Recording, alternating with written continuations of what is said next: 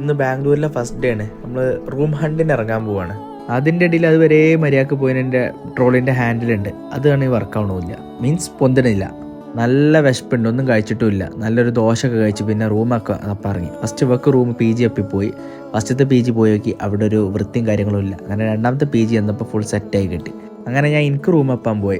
ഇതാണ് നമ്മളെ റൂം. ഇതൊരു 4 ഷെയറിങ് റൂമാണ്. ഇതൊരു PG സെറ്റപ്പ് തന്നെയാണ്.